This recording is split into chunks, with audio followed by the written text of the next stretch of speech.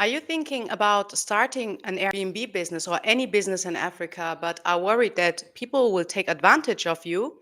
Then you have to watch this. It's so important so you don't get played. Now, why does this matter? If you're coming to Africa to set up an Airbnb business or any business and you want to run it remotely, even if not, or let's say you want to do your research, which is necessary before starting your business, right? Your success will live and die by the relationship, by the quality of the relationship that you build on the ground. So, the goal of this live stream now is to show you how to build real trust with and earn the respect of the right people, avoid the wrong ones, and also how to navigate power and privilege without getting played. Now, this is especially for first timers and diasporas visiting the continent for the first time who don't have any contacts on the ground. And especially, there are many people in my Homebase Africa community, in the private as well as in the free community.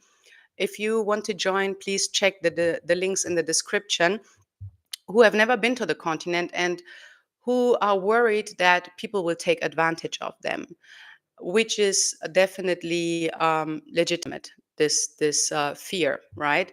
So yes, that's why it's so important to understand your privilege and the power dynamics on the ground.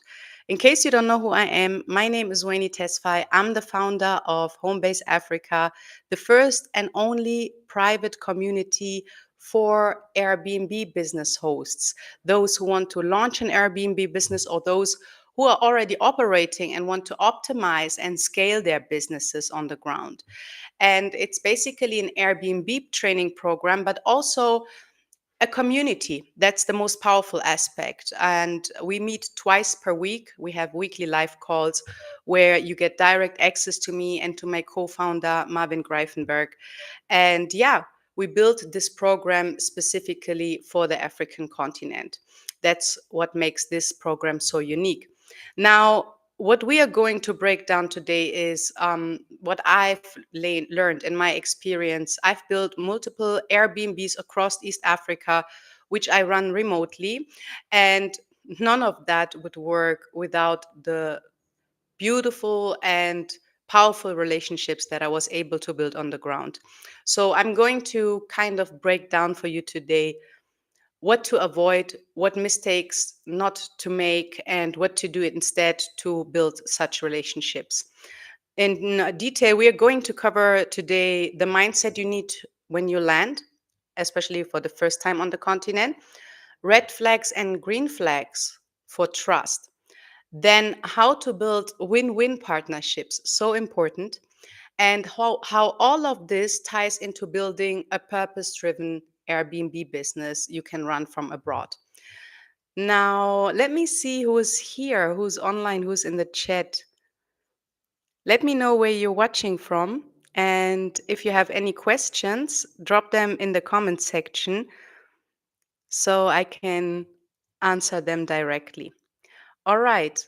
Now, the first thing I want to talk about is self awareness. This is so important. And I want to start with a very big misconception that many in the diaspora have, especially African Americans, Caribbeans, and Afro Latinos, those who don't have a direct connection to the African continent through a parent or grandparent, and who are not really directly connected to the African continent. Now, there is this big misconception that many in the diaspora have, but let me say it like this, not just people of African heritage, people of African descent, but even the African diaspora living in the West. Many of them also have this misconception, especially when they're not very familiar with the culture and the power dynamics on the ground because they haven't visited for a long time. And the misconception I'm talking about is that we are all the same because of skin color, which is not true. We are not all the same. Understand that we have privilege. Yeah. And you might now say, oh, yes, but we are also struggling in the West and we are also working hard for our money and we are also victims of the system, and yes, what have you. This might be true. However, if you compare yourself to the situation of most people on the African continent, you are privileged. We are privileged. It starts with passport privilege. Okay. So we technically have the freedom to travel to most countries, doors are open for us. Whereas people on the African continent, they cannot even travel visa free within the African continent. Right now, I just came back from a conference and a forum where I was invited to participate at the African Union headquarters in Addis Ababa, where we were, criticizing exactly that, the fact that there is no borderless Africa, borderless in terms of that African citizens still need to pay high visa fees, sometimes don't get access at all to travel to the neighboring country. That's totally insane, right? Whereas me with the German passport, I get either visa free entry or visa on arrival. So the challenges are, almost zero of traveling around. Then we also have, better access to education, right? If you compare, for instance, the free education that we enjoy in the Western world compared to the free education on the continent, it's, in terms of quality, ours is much, much better. Now, that is one thing that you have to keep in mind. And I know that, this misconception comes from a deep desire to, to unite, that to make people understand we are all the same, that we all have the same fate, which is in fact true, right? However, somebody who doesn't know what to eat tomorrow or how to pay his rent the next month on the continent, and where there is no social system, right, like we enjoy in most countries in Europe or in the US, will, be struggling, definitely. And so we need to be aware of the privileges that we bring. And so when we come to the African continent, self awareness also means that understanding not just the culture that we're entering, right? Let's say, for instance, if you travel to Zanzibar for the first time, then you will see that the culture and the moral standards and values differ very much from those in the West, in terms of, like, it's a very conservative culture where dressing modestly is very important and also expected. Not just, I'm not talking even about locals, but also from visitors, right? And then understand that, we were raised and we were socialized to believe and to, this freedom of expression. That means also freedom to say what you want, freedom to dress how you want. However, you have to not put your freedom and your right over the right of the people in the culture that you're visiting, right? Your freedom, their freedom of living in alignment with their values, with their conservative, moral standards, is a mainly Islamic, 90% Islamic island, right? Cannot come at the cost of your freedom of expression. And so I say this because I'm so shocked sometimes. I see African Americans, not just African Americans, but I'm even more, yeah, maybe that's also like, I'm even more shocked and more sad to see when I see Black people behaving this way. And maybe there's also the fact that I'm more mad and more disappointed by Black people behaving, um, not, respectfully in that culture, maybe stems also from the misconception, or maybe the wish that I have, that we integrate better because we are one. So my expectations towards people of color are much, much more higher than towards other people. And so it's sad to see so many, like, sometimes running around half naked. And I'm not talking on the beach. On the beach, you can wear whatever you want, but in town, and then I think to myself, poor Zanzibari, what did they do to deserve this? So yeah, that's the first important aspect. You need to learn about the culture and respect their culture. And part of learning the culture is try to at least learn a few words in Swahili. It really goes a long way. The fact that you even tried will earn you so much respect from the local people. They know that it's not easy to learn a different language, right? However, the response I got anytime I visited an African country and learned a couple of words is, wow, everybody is trying to learn English. It's so, I feel honored that you are trying to learn our language. And, you immediately win, kind of respect from the people. And now the next thing that is very important is you have to understand the dynamics, the power dynamics, right? So you come from a position of power, position of privilege. The fact that you are there already and they not in your country, right? The other way around, visiting you, is already a testament to that. And so when you are there, understand the power that you have. And so avoid imposing your views and your standards upon the people. Instead, be willing to learn. That's so important, right? Trust me when I say African people, they have a very minimal, close to zero tolerance for people who come with a sense of entitlement and try to teach them how to live their life, how to do the things, right? And yeah, pretend that they are more cultured, more better, more smarter, because that's not the way it is. We are just different, same, but different. And so it's good to, when you let's say for instance, when it comes to technical things, when you come with certain skills, right? Like maybe you have a background in plumbing, or maybe you maybe you're a tourism expert, or you have knowledge on branding strategies, and share your knowledge with them, transfer your skills. That is always welcomed.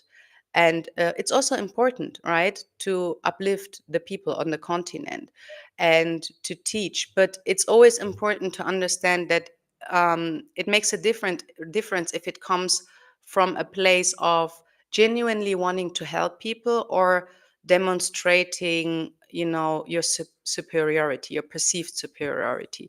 And so if it sounds like they are dumb and you are the know-it-all, trust me, you will learn. Africans, they don't take no nonsense. So what's very important, I think, also for us in the diaspora, and I know what I'm talking about because I made the mistake too when I moved to Ethiopia for the first time to work for the Ministry of Culture and Tourism. I had to unlearn certain behavior, things that I couldn't deal with, and that I felt pressured to have it my way, which is not possible. And instead, I learned over, because, yeah, I also learned the hard way, as I said, I learned how to listen. It's so important to listen, carefully and observe. If you're in a setting where you are not familiar with the culture, the laws, the rules, the regulations, when you're surrounded by a circle of people who are way more knowledgeable than you, right? Try to listen more than you speak. That's the key. And while you listen, carefully observe and, try to understand. Listen not to respond, but listen to fully understand. Now, the next thing that's also very important is, and very helpful to avoid getting played, is meet expats from your country. Okay, so there is a big African American community in Zanzibar, and also in Kenya, here in Nairobi, basically anywhere. Or if you come from Germany, try to meet people also from Germany. But it's very important to be careful not to get stuck in that bubble, okay? Because that can also be, counterproductive. Let me say it like that. Because when you're stuck in the bubble, then you will also kind of be in an echo chamber, right? And you will not be able to learn more about the culture, to immerse yourself. So there must be a healthy balance. The benefit of staying also with people and surrounding yourself with people from the same country as yours, right? Not necessarily, I'm not talking about the same race like yours, but I'm talking about the same country, is they can help you navigate, the legal pathways, because they have the same conditions as you, as a foreigner, and they will understand your challenges better, how to deal, with tax laws, with business registrations, and so on and so forth. And also they can, connect you with trustworthy people on the ground that they had good experiences with. Now, what is also very important, and that's what I mean, is really try to, I would say, even more than, definitely even more than with expats, be with local people, because they will show you places, they will take you to places where you can see the real life, the authentic life. Okay. Let me give you an example. When I visited Zanzibar for the first time in 2008, I came there to study Swahili because I was studying African studies in Cologne, and it was mandatory to learn one African language. So I chose Swahili, and I visited Zanzibar to learn it on the ground. And so I like, as a way to get access to Zanzibar, which was a high-end destination at that time, reserved for luxury travelers, like for wealthy people, and where you had only like luxury hotels. Um, the only way for me to get to that island in an affordable way was to apply for an internship in a resort, which I did. So I was working in the resort, and of course, was surrounded by mainly foreigners, the guests. I was handling guest communications, operations, turnovers, and helping how to brand the hotel on marketing strategies. And so there was this timber, how do you call it, carpenter. He was working with timber, and may he rest in power. Unfortunately, he died a couple of years ago. So he was an old man, and I chose him as my mentor to teach me Swahili. And one time he said, "Listen, if you really want to learn Swahili, you have to get out of here. I need to get you out of here, okay? Because people here are speaking English all the time, and you won't be able to learn Swahili properly." And then what he did was he introduced me to his village, to his neighbors. And then I eventually also moved to the village, right? I was the only foreigner at that time. Almost no one spoke English. And so I was the only one, basically. And that's how I got to know so many people, including the people that I work with up to this day. Like, for instance, my landlord, who rents out his property to me, and that these properties that I sub rent on a short term rental basis via Airbnb, Booking.com, and other short term rental platforms. So it was during this time that I built the most meaningful relationships. And even one day, he even said, "Let me introduce you to a living legend here on the island." And he was talking about Biki Dude. It's a great legend, a woman. At that time, when I met her, so he brought me to her house in Stone Town for an interview. She was 106 years old, and she's like a phenomenal lady, um, a legend and a singer, and in the music genre, Tarab music. And so full of history. And imagine if I didn't have the intention of really immersing myself in the culture, and leaving, if I wasn't ready to leave my comfort zone of staying in a fancy hotel, right, and then moving into a hut, literally like a makuti, with straw, built with straw, and with cement and things like that, where there was no AC, I wouldn't have had the privilege and honor to meet this woman.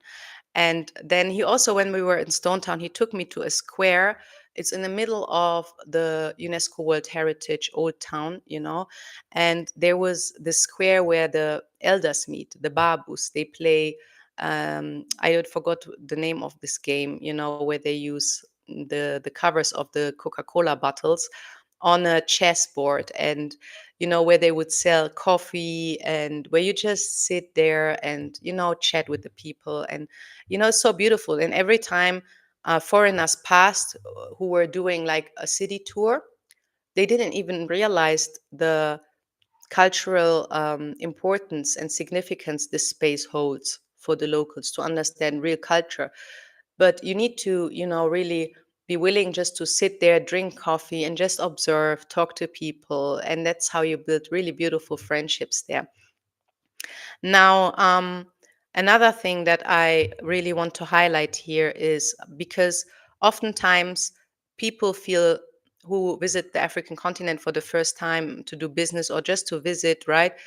They feel like they're getting scammed or played because of the wrong expectations they have, which is also a result of them bringing their views and practices they know from the Western world with them. So, like, for instance, when we in Germany or in the US also, right, when we go eat outside with friends, usually depending on the culture, some are more like greedy, I would say. Like, the Dutch people are the worst. Everyone pays for his or her own food, right? However, when you are with local people, and I would say that is, in most places on the African continent. Of course, I cannot speak for all, but I can speak from the experience that I made of visiting more than 8 African countries, in East, South, and West, and North.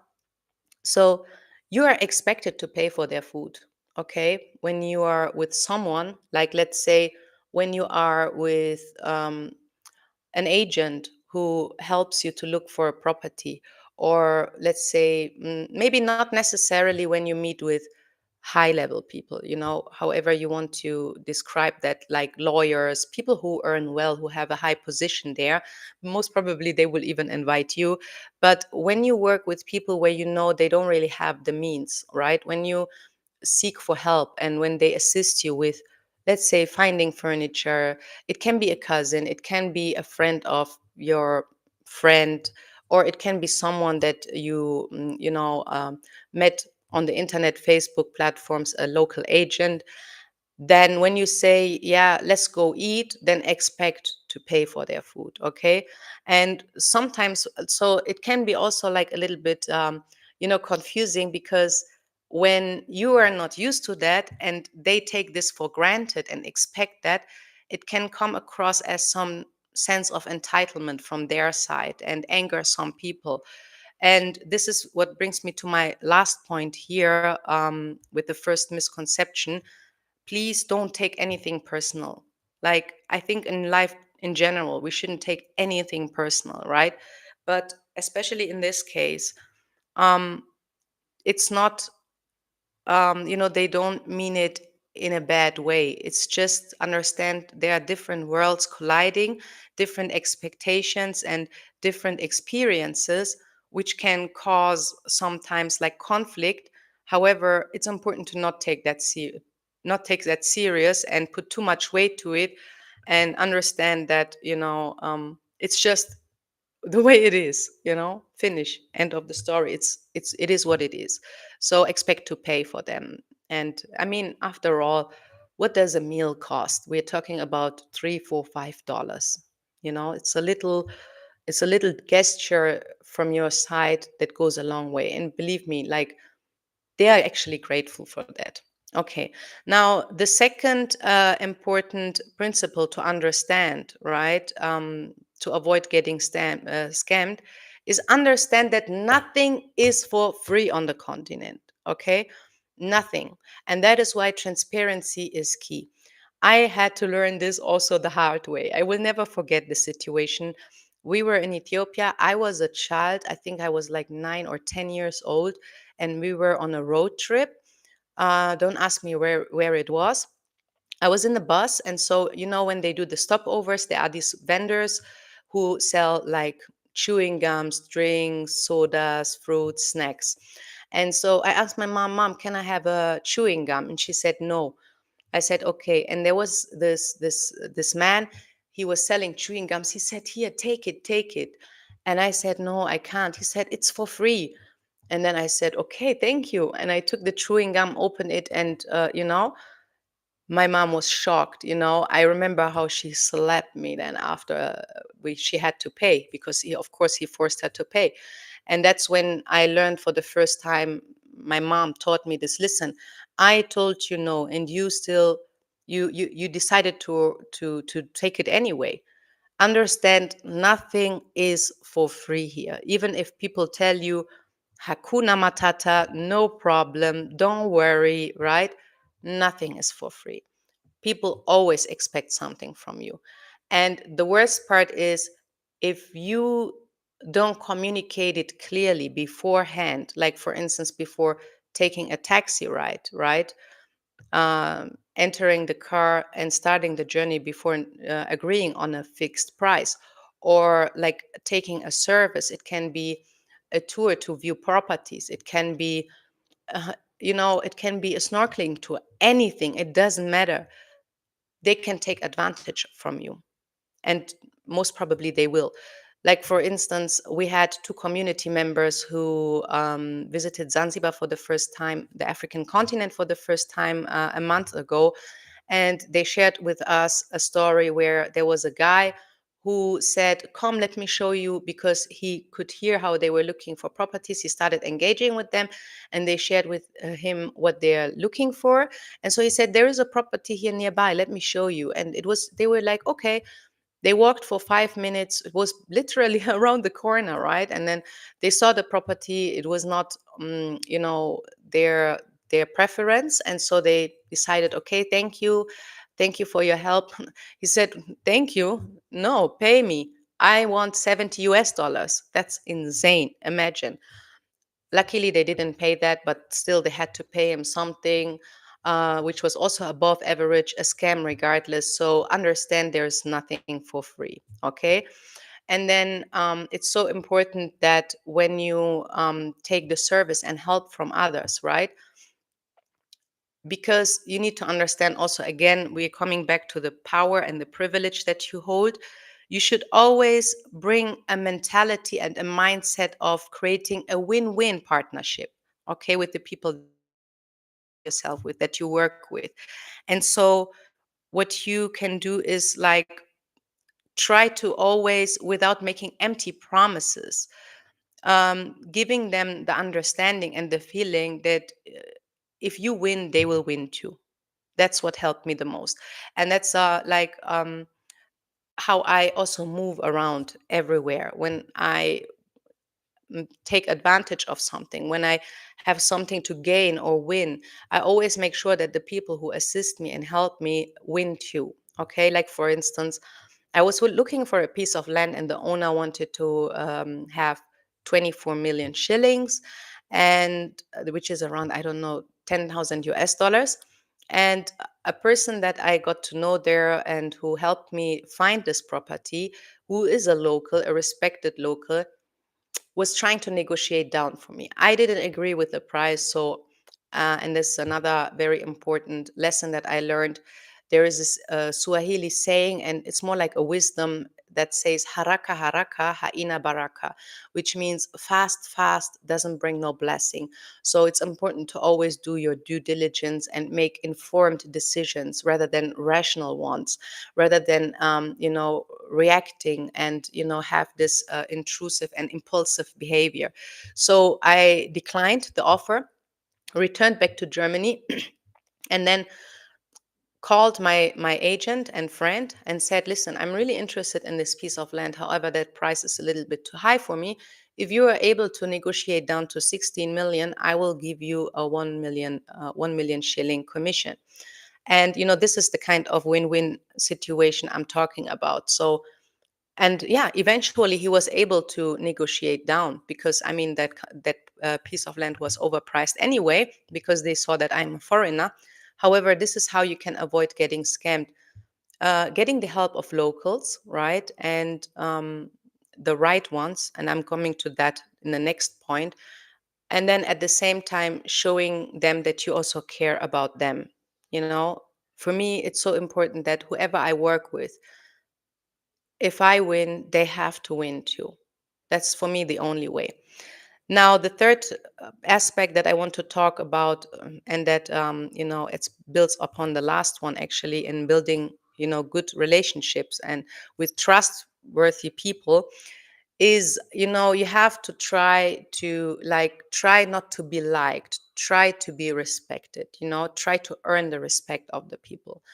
And this is especially important for people who have difficulties in saying no, who are people pleaser, and this is especially important for women when you travel and try to do business in Africa as a woman, because you will have other challenges, sometimes very difficult ones, because they will not only see you as a foreigner, a person that they potentially can take advantage from, but that they also might feel attracted to.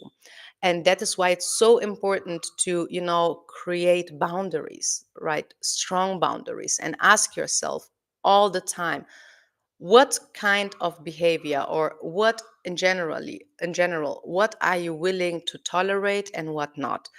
And this goes to your environment. This can be your staff, this can be friends also. It's like this, life is like that, right? It can be your friend circle, it can be your family members, right? You have to ask yourself, what are you not willing to tolerate? And then you have to, not just create these boundaries, but also enforce these boundaries. That's so important. That's how you earn the respect from the people, right? Let me give you an example. For instance, a person I worked with and still work with, who works as a driver and who handles airport transfers and helps me with car rentals and things like that. I was sending a message. It was in the very early stages when I got to know that person also through contacts on the ground. And one time sent me a message, saying, how are you, baby? And I responded, never ever call me baby again. Okay, I'm not your baby. So don't dare to ever call me that way. And so you see, it's so important to set clear boundaries and communicate them also. Stand firm, and show them that you are not some kind of, that your kindness should not be mistaken for weakness. And you think that's like an obvious thing to say, no, I don't want that, right? I know so many women. Do you know, it's really for some reason it's really difficult for some women to say, I don't want you to call me that way, I don't want you to touch me like that, I don't want you to talk to me like that, because they fear, especially when they're in a new country, they fear rejection, right? But when they realize that you actually feel uncomfortable with it and you are willing to tolerate it anyway, that's when they lose respect for you. And on the contrary, when you are, direct, no nonsense tolerated, and clearly communicate what they can and cannot do, that's when you earn their respect. Same goes, for instance, with one time with my staff. There is the culture in, I know this culture from Kenya and from Tanzania, and it was really, really difficult for me to adapt to. When you talk to people on the phone, it's common that in the end they hang up without saying bye. So you say, okay, how are you? Fine. Okay, when are we going to meet? This time. All right, see you then. You think, you say, like, you expect them to say, okay, bye, see you then, right? But for them it goes like, okay, we meet at 4. They say okay and hang up. And in the culture I grew up in Europe, it's seen as very disrespectful when someone hangs up the phone on you. And so, while I was, now even these days, the funny thing is I do this myself with, I mean, with Kenyans. I would not do this with people in Germany, or in these countries where this is not really, where this is seen as disrespect. But when I talk to people here in Kenya or in Tanzania, I do this. However, I couldn't. I realized I cannot tolerate that when my staff does that to me.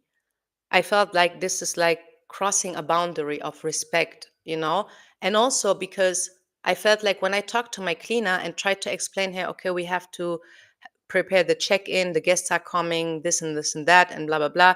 And she says, okay, and then hangs up. For me, it felt not only disrespectful towards her employer, but also it left me uncertain. Did she get the message? Does she understand what she needs to do? And so I need this, disclosure. Okay, all right. Okay, talk to you later. I will do that. Bye. And so when she did that once, she did that twice. And then the third time, I called her back. I told her, listen, we have to talk.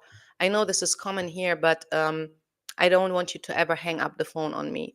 And I said this respectfully, I showed her the clear boundaries of what is acceptable and how we can communicate in a way that honors us both. And ever since, she has never done that. And she is really respectful. We have a very good relationship with each other. We trust each other, and so this is like, yeah, because it's hard work to earn the respect of the person and the people that you work with, and it's not something that happens overnight, but that you like over time build.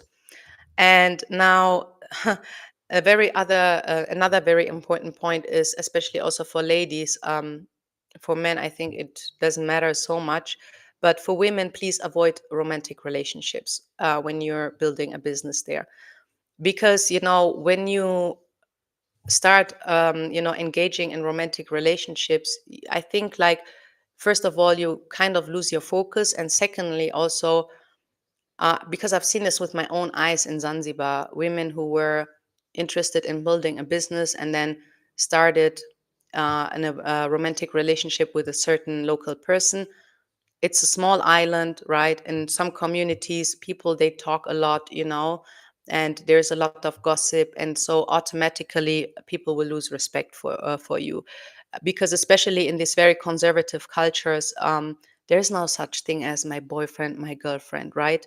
It's your wife, your husband, finish. And now I see this a lot. Sadly, many foreign ladies, they fall in love, they have this honeymoon vibes on the island of Zanzibar, fall in love, and then also, like, oftentimes trust the wrong person, start the business with that local person, and they're taken advantage of, by that person. Now, the next thing that's so important is, and this is something that I really struggle with, but so important, really, don't be too nice. If you're too nice, sadly, many people mistake your kindness for weakness. Let me give you an example. Like, and this is something, because I am a very friendly and kind person. I cannot be rude, but sometimes you have to be, or else they will not leave you alone. Okay. um, they will try to sell you things. Real estate agents will call you 10 times per day, and if you cannot, like, be firm, and even sometimes you're forced to being rude, then they will not give you peace. Okay. And it's the same, like, when you try to negotiate things, like, let's say, when you want to buy furniture, or when you negotiate with plumbers, or the fundis, construction workers, you know make sure you speak from a deep tone. Don't speak like this, because that shows that you're a little bit insecure. Speak firm, speak clearly and slowly, make sure they understand. And also, it's sad to say, but don't smile too much. This is a lesson that I learned very early on in my childhood. When I was in Eritrea, I was shocked to see my mom transform from the kind and sweet lady to talking to the taxi driver, asking him, for how much are you going to take us to the port? For how much are you going to take us to the bus station? This way, like, expressing with her, her facial expression already tells them, I'm the wrong person to be played with. Okay, don't mess with me. Tell us your real price. Okay, because we don't have no time for nonsense. And you will see the difference. But if you approach them like this, I'm sorry, I'm interested in buying this, please, how much do you charge? How much does it cost? This can be on the market, taxi driver, whatever. You are done. When they see you asking a question like this, you're done. Okay, that's the end. So control your voice, speak in a firm tone, and It's so important to not be too nice. I know it can be difficult, but it's very important. Now, another very important thing is to earn the respect of the local people, whether you're a woman or a man, is show integrity. Okay, show integrity. It goes also back to the principle respect the culture, which means dress decent. Okay, don't think of, don't put your freedom of wearing what you want to wear above the freedom of the people to live in alignment with their culture. In Zanzibar, it means, cover your shoulders, especially like when you go to town, and visit the sheha, visit elders, enter villages. So always show integrity and respect for the culture. Don't go outside drunk, even if it's in the evening. You never know who you're gonna see. So if you're there drunk as hell and people that you work with see you, trust me, they will lose respect for you. So yeah, self-control is very important.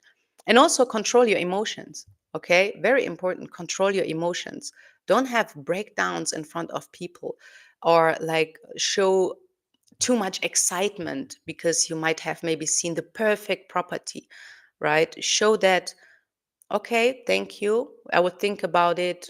Show them that you have options. Hide, don't show your desperations. Even if you're desperate to find something, close a deal, sign that lease agreement before you leave again. And haraka haraka haina baraka, fast has no blessing. And being calm, not emotional, but grounded and intentional is the way.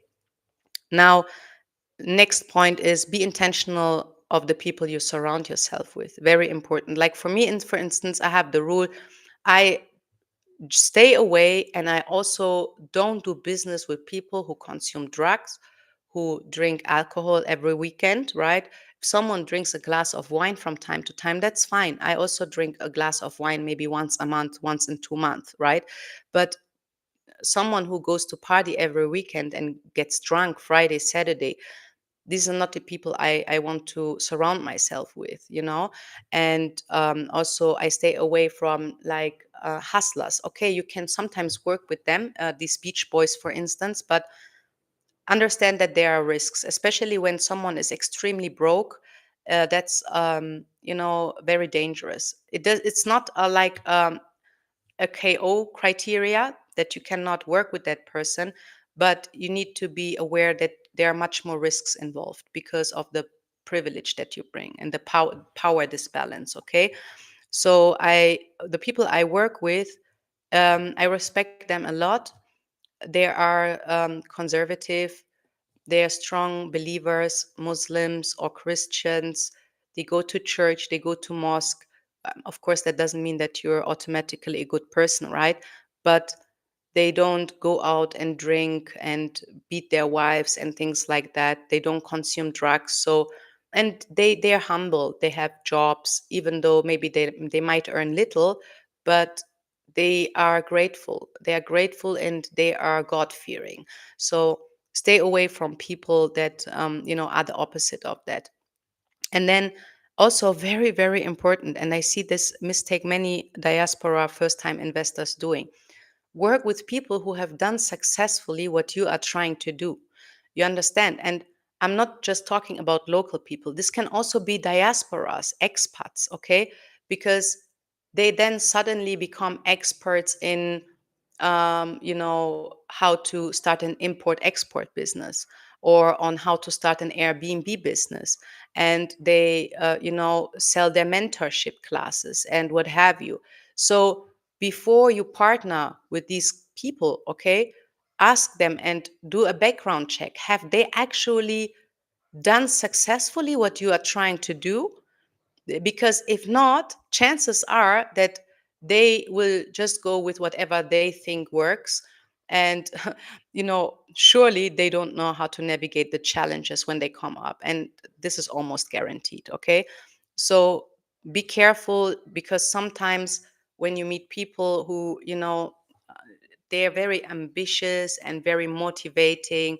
They will show you all the options. And believe me, there are so many opportunities on the African continent, right? They will, offer their, partnership, their collaboration. We can do big things together.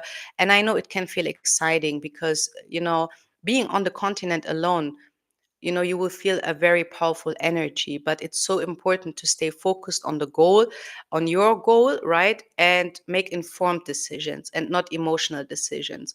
And as I said, sadly, many diasporas, they sometimes make emotional decisions in who they choose to work with based on,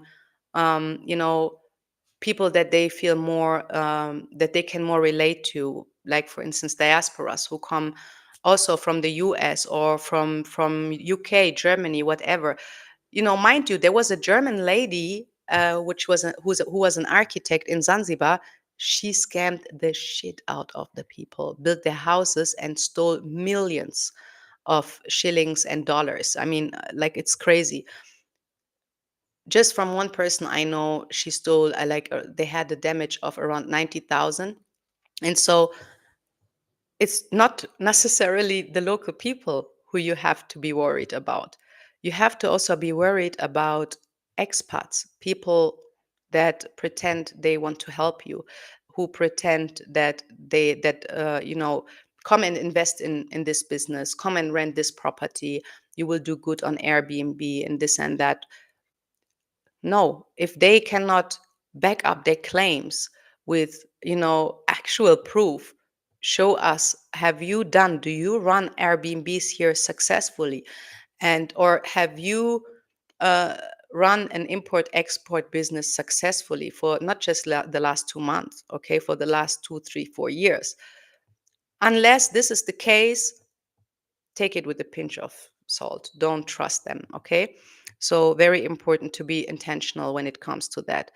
And then also, for me, I always make sure I only surround myself with people that I can really count on.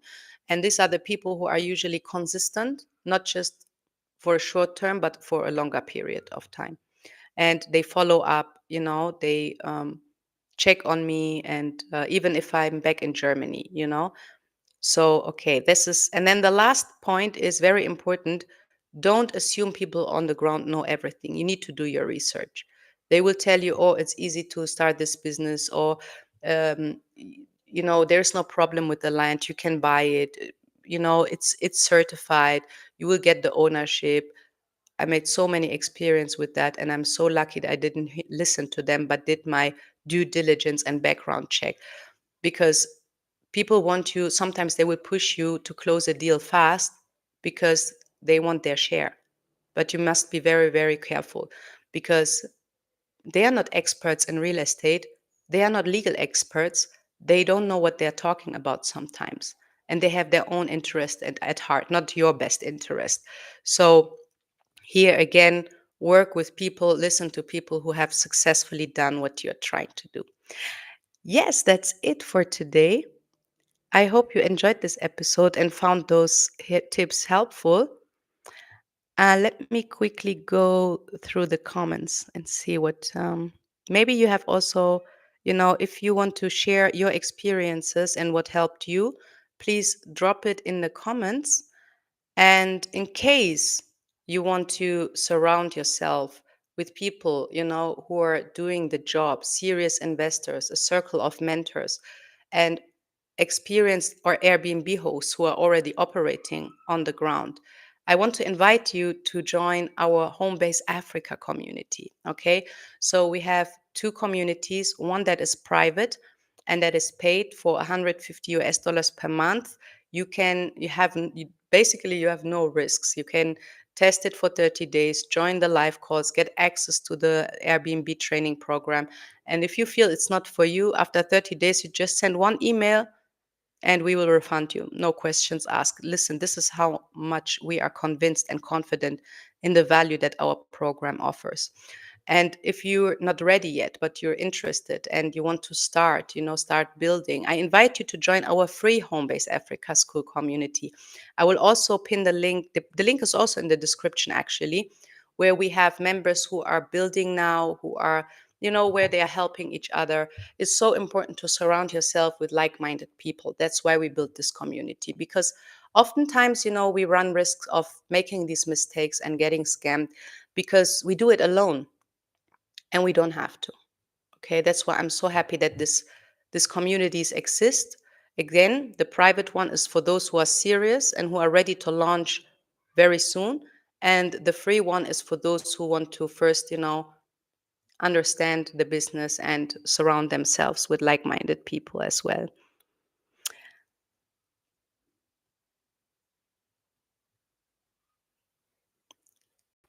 Hello, hello everyone.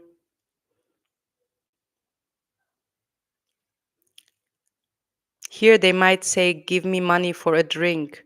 Okay, I don't know where that is. Maybe you can mention the country. But here it's also very important to say no respectfully. Okay, sometimes when they cross boundaries. Yeah, in the city people will say don't show it if you're lost. Exactly, never. And also another tip I learned from traveling solo through South America in my early 20s is, whenever I got lost, right, in the city or somewhere, I never ask a man for the way. I always ask a woman, because the man will show you the fastest way, but a woman will show you the safest way. And so, yes, that's also very important to keep in mind. Establish your boundaries. Yes. GTC looks stunning. Should I dive in? In terms of the Airbnb business, short-term rental business, I'm not sure. I think around the GTC tower, you have the Marriott, you have already serviced apartments.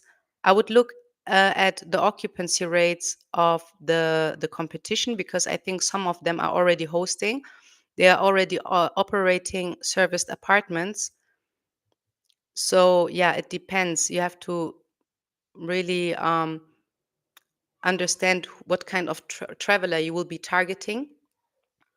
Okay, what type of traveler comes here, stays there, and if there's any chance for you to become the best option for them. If not, stay away from this area and this building.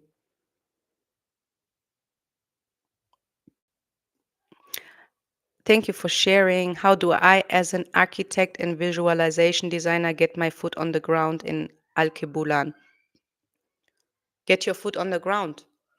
I always tell to people, you can watch a million podcasts and you still don't take action. So, what's the point? Me personally, my biggest learnings, and also from the experiences that I can share them with you from our community members, right, who visited the continent, it gave them so much more clarity than researching, watching 1,000 YouTube videos. So, being on the ground and actually meeting people and meeting legal experts, that is what gives you clarity. That's what will show you the options, because sometimes the options and opportunities that exist out there, you will not find them online. Okay,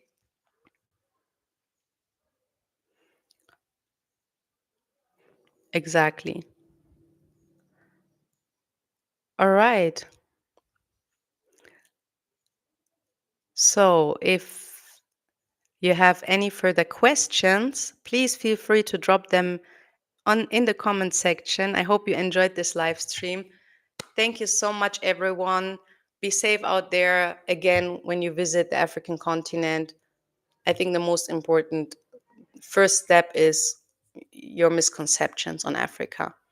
One day, I think when Africa is prosperous, then we might not have the extreme power balances as we have them now. But until then, understand that we are privileged and there is nothing wrong. This is not a victim Olympics. We don't have to prove the people on the continent that we are suffering too, because even if this might be true, this doesn't bring them food on the table. This doesn't pay their kids' school fees. And so there's no point in sharing how much you struggle and suffer, but instead, see how you can use your power and your privilege to uplift them and support them. All right. And having said that, bye, stay safe, and take care, everyone.